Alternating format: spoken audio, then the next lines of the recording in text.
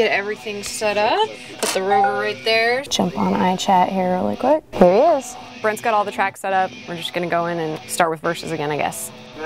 Tonight I'm heading out. He's piping into my headphones and I can hear him from the board. And that's also how I hear Dan through iChat, because all of the audio from that room is mic'd. So we all kind of just work together to make sure that the track sounds the best that it can. When they first told me I was going to be online with the producer, I was thinking of latency issues and all kind of other issues and how's the quality going to sound going through, and it worked perfect. A lot easier than I thought it would have.